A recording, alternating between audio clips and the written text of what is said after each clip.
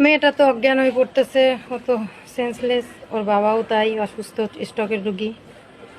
আমিও আর কি করব, আমারও ভালো লাগতেছে না, বুকের মধ্যে পুড়ে যাচ্ছে শোনার পরের থেকে। আমরা কেউই খাওয়া দাওয়া করতেছি না। যা যেদিনকার মারা গেল 7 তারিখে সকালে আমারও বললো পলাশ, মা আপনি আর বাবা চলে আসেন গাড়ি করে। আচ্ছা, এই বলে অফিস চলে গেছে, আর কিছুই না।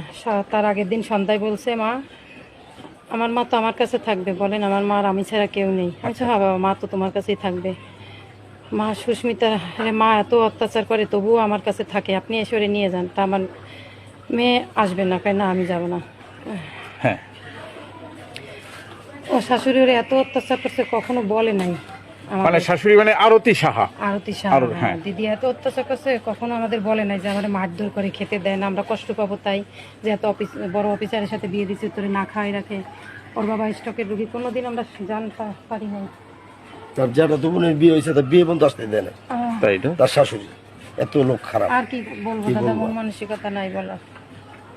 তার একটা বোন, হ্যাঁ, জামাই তার একটা বোন খুবই খুব ভালোবাসে, পলাশ। তার একটা বোন যেটা তো বোন, তার বাড়িতে তার বিয়ে বন্ধু আসতে দেয় না।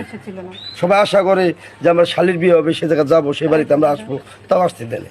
আমরা প্রতিবেশী প্রতিবেশী সবাই জানি কম বেশি জানি। অত্যাচারিত ছিল, স্বাভাবিক আর 5টা মেয়ের মতন ওর জীবন ছিল না, কিন্তু ওর হাজবেন্ডের